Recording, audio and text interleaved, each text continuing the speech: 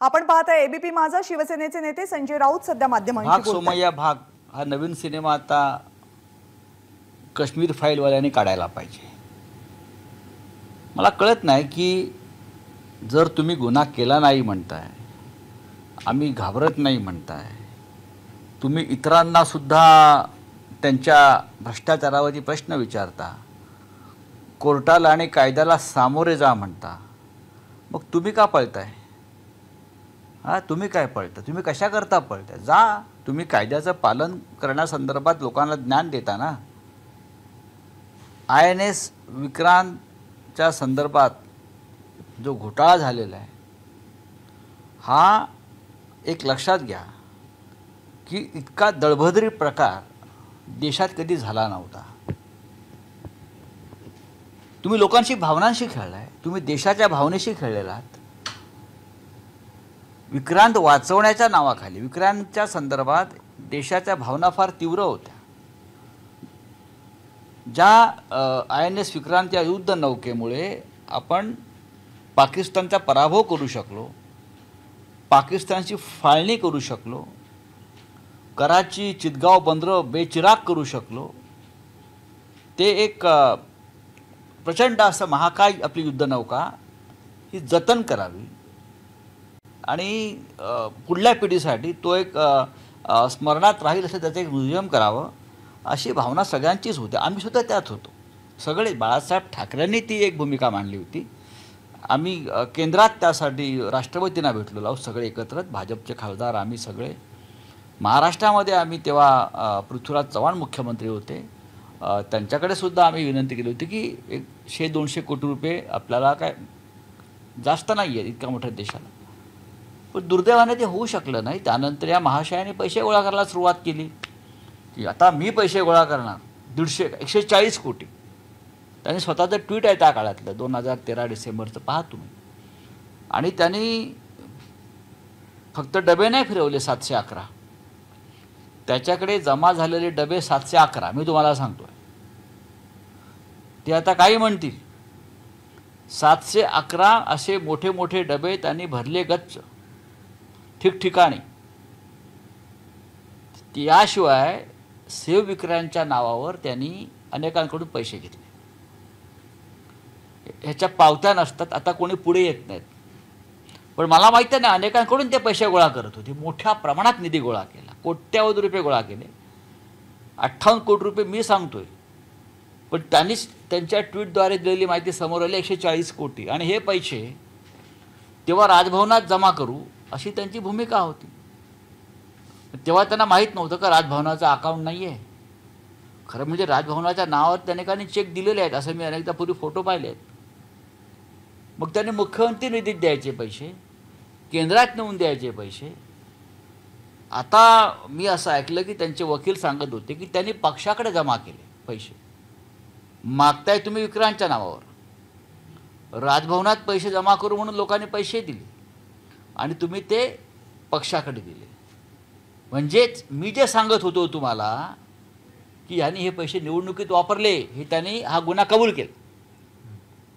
मी सातत्याने सांगतो की यांनी यातली मोठी रक्कम ही निवडणुकीत वापरली.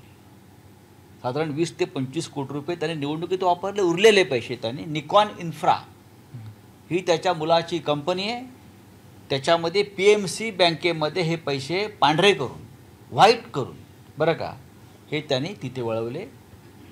आणि हा सगळा तपास जो आहे हा EOW म्हणजे आर्थिक गुन्हे शाखा जेव्हा ताब्यात घेईल, यांना ताब्यात घेईल, तेव्हाच त्यातून खरी माहिती मिळेल. ही माझी माहिती आहे. तपास पोलिसांनी करायचा आहे. पण कोट्यवधी रुपयांचा अपहार INS विक्रांत, सेव विक्रांत ह्या नावावर ह्या लफंग्याने केला, भारतीय जनता पक्षाच्या लोकांनी केला. खरं म्हणजे भारतीय जनता पक्षानं खुलासा केला पाहिजे. आत्ता हे पैसे, आता तो सांगतोय तो माणूस, तो किरीट सोमय्या आत्ता सांगतोय की मी पक्षाकडे जमा केले. मग 13 वर्ष काय तुम्ही झोपलावतात? आम्ही हे प्रकरण उघड केल्यावर तुम्ही सांगताय ना स्वतःची कातडी वाचवण्यासाठी. त्याच्यामुळे आता किरीट सोमय्याबरोबर भारतीय जनता पक्षाला सुद्धा गुन्हेगार करायचं का या केसमध्ये, हे सरकारला ठरवावं लागेल. तेव्हाचे प्रदेशाध्यक्ष कोण होते? तेव्हाचे पक्षाचे राज्याचे खजिनदार कोण होते? आता हा सगळा तपासाचा भाग झाला. म्हणजे किरीट सोमय्या, भारतीय जनता पक्ष याने मिळून हा घोटाळा केला का पक्ष निधी निवडणुकांसाठी पैसे वापरण्यासाठी? हे आता जर लोकांच्या मनात प्रश्न आले, लोकांच्या मन की बात ही आली समोर, तर तुम्ही काय कराल? हे मी म्हणत नाही आहे, स्वतः किरीट सोमय्या सांगतो आहे. हा देशद्रोह आहे. एका युद्ध नौकेचा अशा प्रकारे लिलाव करणं, खाजगीत पैसे गोळा करणं. मग जर भारतीय जनता पक्षाकडे किरीट सोमय्याने पैसे गोळा केले असतील, त्याची काय रिसीट पावती? मग भारतीय जनता पक्षाने त्या पैशाचं काय केलं? विक्रांत वाचवण्यासाठी काय केलं? असे अनेक प्रश्न तपासामध्ये पुढे येते. पण त्यांनी किरीट सोमय्यानी विक्रांत भंगारात टाकताना भारतीय जनता पक्षालाही बुडवायचा प्रयत्न केला. मैं तो डुबूंगा लेकिन तुमको भी लेकर डुबूंगा. हे कोणाचे नसतात, हे चोर लफंगे कोणाचेही नसतात, लक्षात घ्या. आज त्याच्यावरती संकट आलेलं आहे. भ्रष्टाचाराचे त्याचं प्रकरण सगळ्यात मोठं बाहेर पडल्यामुळे तो भारतीय जनता पक्षाला घेऊन बुडण्याचा प्रयत्न करतो आहे. आणि लक्षात घ्या, मी पुन्हा पुन्हा सांगतो आहे, किरीट सोमय्या हा एक ब्लॅकमेलर आहे. हा एक माफिया टोळी चालवतो, आर्थिक माफिया टोळी. मुंबईतले बिल्डर असतील, उद्योगपती असतील, इतर लोक असतील, त्यांना ब्लॅकमेल करून ईडीच्या धमक्या देऊन वगैरे हे लोक पैसे काढतात मोठ्या प्रमाणात. ह्याच्यामध्ये खूप मोठं रॅकेट आहे. हे मी अनेकदा बाहेर काढलेलं आहे. हे सगळे जितू नवलानी असेल, हे लोक असतील, ईडीच्या कार्यालयात जाऊन करतो का हा माणूस? याचं मी लवकरच पर्दाफाश करणार आहे. आता ईडीलाही कळलं असेल. नशीब याने अजून ईडीच्या अधिकाऱ्यांची नावं घेतलेली नाहीत की मी हे पैसे ईडीच्या अधिकाऱ्यांना दिले म्हणून. जर ईओडब्ल्यूनी त्याला 3rd डिग्री लावली अटक केल्यावर, तेही सांगेल तो. शेकडो कोटी रुपयाने गोळा केलेले आहेत त्या माणसाने, ब्लॅकमेल करून, लोकांना धमक्या देऊन, दुसऱ्यांवरती आरोप करून. आज हे त्याचं एक प्रकरण मार्गी लागतं आहे. अशी असंख्य प्रकरण रांगेत उभी आहेत आणि त्या सगळ्या प्रकरणाचा संबंध कुठे ना कुठेतरी भारतीय जनता पक्षाशी येतो आहे. लक्षात घ्या. राऊतसाहेब, पण त्यांच्या वकिलांकडून जे म्हणणं आज न्यायालयात मांडण्यात आलं आहे, त्यात जवळपास 7-8 वर्ष जुनं हे प्रकरण आहे. त्यात काही हजारांमध्ये पैसे जमा, 1 रुपयाचं प्रकरण असेल, काही हजार काय. मग आमच्यावरती प्रकरणं काढली आहेत ती काय 24 तासातली आहेत का? आमच्या संदर्भात केंद्रीय तपास यंत्रणांनी ती प्रकरणं काहीतरी शोधून काढण्याचा प्रयत्न केला आणि किरीट सोमय्या नावाचा लफंगा आमच्यावरती तावातावानं बोलतो, ठाकरे कुटुंबावर बोलतो, शिवसेनेवर बोलतो, पवार कुटुंबावर बोलतो. ही सगळी प्रकरणं 15-15, 20-20 वर्षापूर्वीची आहेत, जी प्रकरणच नाही आहेत. मग तुम्ही आता वकिली कसली करताय? हे प्रकरण जुनं आहे. उलट 13 वर्ष तुम्ही पैसे वापरलेत, त्याचा हिशोब भारतीय जनता पक्षाला द्यावा लागेल, कारण ते पैसे त्याने भारतीय जनता पक्षाच्या खजिन्यात जमा केले. सोमय्या बाप बेटे तर जेलमध्ये जातीलच, पण आता जाता जाता त्याने भारतीय जनता पक्षाचे हात बुडताना पकडलेला आहे महाराष्ट्रात. लक्षात घ्या. नाही राऊतसाहेब, तुम्ही आता जो उल्लेख केलात की सोमय्या पिता पुत्र हे तुरुंगात जातील, हाच उल्लेख सुद्धा आज न्यायालयात झाला की राऊतसाहेब सतत आरोप करता आहेत राजकीय हेतून. यात राजकीय हेतू काय? तुम्ही आम्हाला प्रश्न विचारता, यात राजकीय हेतू काय आहे? जे न्यायालयामध्ये आहे बघा की किरीट सोमय्या हा एक ब्लॅकमेलर आहे, हे अख्ख्या जगाला माहिती आहे. मुखवटे घालून फिरतात हे एका पक्षाचे. केंद्रीय तपास यंत्रणा त्याला पाठिंबा देतात, म्हणजे त्यांचा तो फ्रंटमॅन आहे सगळ्यांचा. त्याला केंद्रीय गृहमंत्र्यांनी सुरक्षा दिलेली आहे. या ब्लॅकमेलर आणि या माफिया टोळीच्या म्होरक्याला हे दुर्दैव आहे. विक्रांतचा घोटाळा करणाऱ्या माणसाला केंद्रीय गृहमंत्र्यांची वा केंद्र सरकारची सुरक्षा असावी, हे हजारो सैनिकांचं बलिदान या देशात झालं, हा त्यांचा अपमान आहे बलिदानाचा.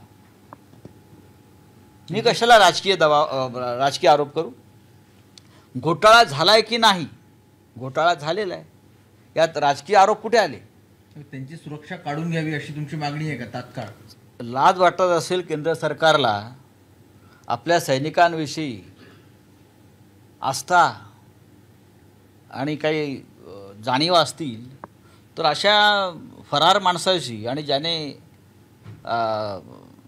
INS विक्रांतच्या संदर्भात जो घोटाळा केलेला आहे त्याची सुरक्षा काढून घेतली पाहिजे. आणि केंद्र सरकारच्या तपास यंत्रणेने सुद्धा किरीट सोमय्याचा तपास करून त्याला महाराष्ट्र पोलिसांच्या ताब्यात दिलं पाहिजे, ताबडतोब दिलं पाहिजे. तो कुठे लपलाय, त्याचा पोरगा कुठे लपलाय? 100% ह्या क्षणी तो भाजपा शासित राज्यात लपलेला आहे. एकतर तो गोव्यात आहे किंवा गुजरातमध्ये आहे. या 2 राज्यातच महाराष्ट्राला हवे असलेल्या गुन्हेगारांना आश्रयस्थान मिळत असतं. लक्षात घ्या. केंद्रीय तपास यंत्रणांनी किंवा केंद्र सरकारने, अमित शहानी गृहमंत्र्यांनी स्वतः यात लक्ष घालून INS विक्रांतच्या संदर्भात केलेला आर्थिक घोटाळ्यातला मुख्य आरोपी जर कुठे लपला असेल, त्यांना माहिती आहे कुठे आहे तो, सगळ्यांना मलाही माहिती आहे, मी तपास यंत्रणांना सांगेन, त्याला अटक करून मुंबई पोलिसांच्या ताब्यात देणं गरजेचं आहे. पण तुम्ही काय करताय तिथे बसून? तुम्ही त्यांच्याच भाषेत सेटिंग करताय अँटिसिपेटरी बेलसाठी. मला माहिती आहे ना, खोटे कागद कालपासून बनवायचा प्रयत्न चाललेला आहे. पण आजही न्यायालयामध्ये काही रामशास्त्री आहेत. पुराव्यासमोर म्हणून न्यायालयानं त्याचा अर्ज फेटाळला आहे. न्यायालय कन्व्हिन्स झालेलं आहे म्हणून त्याचा जामीन अर्ज फेटाळलेला आहे. लक्षात घ्या. या देशातली न्यायालयं, या राज्यातली न्यायालयं, त्याच्यामध्ये अजूनही काही सत्यवादी सचोटीचे लोक आहेत. राऊत साहेब, आणखी एक विषय होता रश्मी शुक्ला फोन टॅपिंग प्रकरणात जो तुमचा जबाब नोंदवण्यात आला आहे. जवळपास 60 दिवसाहून अधिक काळ तुमचा फोन टॅपिंगवर होता असं काही तुम्ही जबानीत म्हटलं आहे. नाही, मी नाही हे म्हटलं. मला किती काळ टॅपिंगला होता मला माहीत नाही. हा पोलीस तपासातून आलेलं सत्य बाहेर आहे. मी आणि श्री एकनाथ खडसे अशा आमच्या दोघांचे फोन साधारण 60 दिवसाच्या वर टॅपिंगवर ठेवले होते, ऐकले जात होते, आमच्यावर पाळत ठेवली जात होती. हा पोलीस तपासातून निष्पन्न झालेलं, बाहेर आलेलं हे सत्य आहे. त्या संदर्भात आमच्या नक्कीच पोलिसांनी माझ्याशी चर्चा केली आहे. त्याला स्टेटमेंट जवाने म्हणतात ती घेतलेली आहे. पण आता आमचे फोन कोणी टॅप केले? हेच किरीट सोमय्याचे जे राजकीय बॉस आहेत त्यांनीच केले ना. जे आज किरीट सोमय्याला वाचवायचा प्रयत्न करतायत अशा लोकांना, तेच आमचे फोन टॅप करत होते. राजकीय बॉस, पॉलिटिकल बॉस. कोणासाठी आमचे फोन टॅप केले जात होते? महाराष्ट्रामध्ये महाविकास आघाडीचं सरकार येऊ नये, आम्ही काय हालचाली करतो आहोत, आम्ही कोणाशी बोलतो आहोत, आमची कुठे पावलं पडत आहेत, ही सगळी माहिती जाणून घेण्यासाठीच आमचे फोन टॅप केले. का हा गुन्हा नाही का? तुम्ही आमच्या राईट ऑफ प्रायव्हसी, हा जो आम्हाला भारताच्या घटनेनं दिलेला अधिकार आहे, हा आमचा खाजगी बनावटी झालेला हल्ला आहे, स्वातंत्र्य झालेला हल्ला आहे.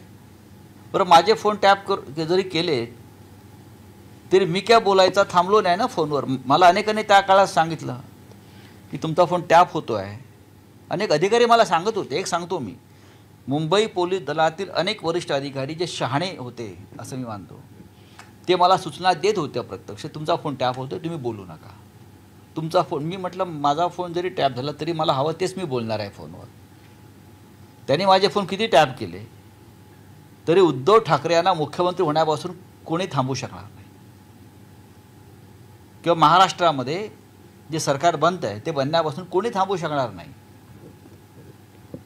माझे फोन टॅप होऊ द्या, माझ्यावर पाळत ठेवू द्या, हे त्यांनी स्पष्ट तेव्हा कळवलेलं आहे. आम्ही डरपोक लोक नाही आहोत, आम्ही पळून जात नाही, आम्ही पळपुटे नाही आहोत. आम्ही पळपुटे नाही, आम्ही डरपोक नाही, हेच त्यांचं दुःख आहे समोरच्यांचं. राऊसाहेब, काल मुखपत्र सामनातल्या रोखठोक सदरात तुम्ही म्हटलं आहे की महाराष्ट्र भाजपमधला एक प्रमुख नेता, हो, त्याचा आणि पण केंद्रीय होईल ना. यंत्रणेचे काही 2-3 अधिकारी होणार महाराष्ट्रात खेळ होणार. खेळत आहेत. मी काय म्हणालो, मी डरपोक नाही आहे. मी कोणत्याही प्रसंगाला सामोरं जायला तयार आहे. पण या देशात सध्या जे सुरू आहे, मनमानी अराजक वाजवण्याची पद्धत, हुकुमशाही, मला कुठेतरी सुरुंग लावणं गरजेचं आहे. त्यासाठी कोणाला तरी पुढाकार घ्यावा लागेल, संकटांना सामोरं जावं लागेल, काही हरकत नाही. एसटी कर्मचाऱ्यांच्या आंदोलनाचाही विषय आहे. सदावर्तेंना अटक करण्यात आलेली आहे. एसटी कर्मचारी जे आंदोलक आहेत काय तो एक वेगळा विषय आहे आणि या महाराष्ट्रामध्ये सुद्धा याच माध्यमातून अराजक माजवायचा प्रयत्न सुरू होता. जे भीमा कोरेगाव प्रकरणात सुरू झालं होतं अराजक माजवायचा प्रयत्न आणि शहरी नक्षलवाद, सुटाबुटातला, टायमधला, फरड्या इंग्लिशमधला, लोकांची माती भडकवायची, रस्त्यावरती आणायचं, नेत्यांवरती हल्ले करायचे, नेत्यांच्या खुनाच्या सुपाऱ्या द्यायच्या, हे त्या काळात झालं ना. असं फडणवीस सरकारचं म्हणणं होतं की आम्हाला मारण्याचे प्रयत्न सुरू आहेत या अर्बन नक्सलाईटकडून, मोदींना मारण्याचे प्रयत्न आहेत अर्बन नक्सलाईटकडून. मग आज तसेच प्रयत्न आमच्या बाबतीत सुरू आहेत त्याच पद्धतीनं. आज कोणी जातात आहेत, कोणी सुपात आहेत, एवढंच. त्याच्यामुळे हे ज्या अराजकाची ज्या ठिणग्या पडत आहेत त्या वेळीत विजवल्या पाहिजे, संपवल्या पाहिजे. नाही, पण राऊत साहेब तुम्ही थेट प्रश्न असा आहे की पवारांवर हा जो हल्ला होता तो त्यांना जीवे मारण्यासंदर्भातला हा हल्ला होता. मला असं वाटतं की थेट हा प्रश्न आहे की याचा काही अर्बन नक्षलवादाशी काही संबंध आहे. यांची आता बघा असं आहे की जर भीमा कोरेगाव प्रकरणाचा जो सगळा विषय निर्माण झाला होता आणि त्याच्यामध्ये अनेक विचारवंत, वकील, बरं का, काही डॉक्टर्स, असे विविध क्षेत्रातले बुद्धिवंत हे आधी तुरुंगात आहेत, आणि त्याच मोडस ऑपरंडीनं गेल्या 1.5 वर्षापासून महाराष्ट्रामध्ये काही लोक काम करत आहेत. आणि त्याची प्रकार तुम्ही गेल्या काही दिवसात पाहताय की माननीय शरद पवार यांच्यावरती, यांच्या घरावरती जो हल्ल्याचा प्रकार सुरू होता त्याचा कट किती शांतपणे सुजत होता हे आता हळूहळू समोर येत आहे. त्याच पद्धतीचं आहे ना हे सगळं. हे आता फार गांभीर्यानं घ्यावं लागेल सगळं प्रकरण, या राज्याच्या गृहमंत्र्यांना, या राज्याच्या मुख्यमंत्र्यांना, नाहीतर ह्या राज्याला आग लागायला वेळ लागणार नाही. नाही राऊतसाहेब, तुम्ही म्हणतात फार गांभीर्यानं घ्यावं लागेल, आणि हा जो सगळा प्रकार घडलेला आहे सतत एका गोष्टीकडे सगळेजण लक्ष वेधून पाहत आहेत, तो म्हणजे इंटेलिजन्स फेल्युअर. तर अशाच प्रकारचे इंटेलिजन्स फेल्युअर भीमा कोरेगाव प्रकरणात सुद्धा झालं होतं. आपल्याला माहीत असेल, राज्य पेटलं तरी गृहमंत्र्याला किंवा मुख्यमंत्र्याला माहीत नव्हतं की 2 दिवस हे राज्य पेटत आहे. त्याच्या आधी कोणतं इंटेलिजन्स यांच्याकडे होतं? तोच प्रकार काही प्रमाणात आता झाला का याचा तपास त्यांनी केला पाहिजे. आजचे विरोधी पक्षनेते सांगतात हे इंटेलिजन्स फेल्युअर आहे, पोलिसांचं फेल्युअर आहे. पण भीमा कोरेगावला दंगल झाली, एक ठिणगी पडली आणि अख्खं राज्य पेटलं 2 दिवस, तेव्हाही इंटेलिजन्स फेल्युअरच होतं. त्याच्यामुळे विरोधी पक्ष असो किंवा सत्ताधारी असो, प्रत्येकानं या राज्याचं हित पाहायला पाहिजे आणि याचं राजकारण करू नये. नाही राऊतसाहेब, विषय असा आहे की भीमा कोरेगावमध्ये जी घटना घडली ती एक वेगळ्या स्वरूपाची नाही. शरद पवारांच्या घरी एवढा मोठा मुंबईसारख्या शहरात जे महाविकास आघाडीतले महत्वाचे घटक आहेत त्यांच्या प्रवृत्ती त्याच आहेत, प्रवृत्ती त्याच आहे ना. इंटेलिजन्स फेल्युअर हे इंटेलिजन्स फेल्युअर फक्त एका घटनेपुरतं नसतं. माझ्या माहितीप्रमाणे या संदर्भात पोलिसांना कोण लागलेली होती, त्या संदर्भातले काही कागदपत्र मी मगाशी पाहिलेली आहेत. तरी कुठे चूक झाली आहे या संदर्भात आता गृहमंत्र्यांनी त्यात ॲक्शन घ्यायला पण पाहिजे. वरिष्ठ अधिकाऱ्यांवर यावर ॲक्शन घ्यायला बघा, पाहिजे तुम्हाला असं वाटत नाही? नाही, मी सरकारचा भाग नाही आहे, हे सरकार ठरवेल. धन्यवाद. नाही बस, नाही, हो गया, छोड़ दीजिए.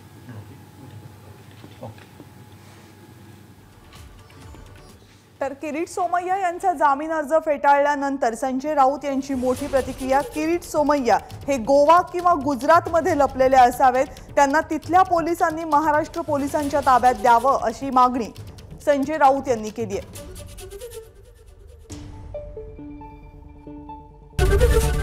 एबीपी माझा, उघडा डोळे बघा नीट.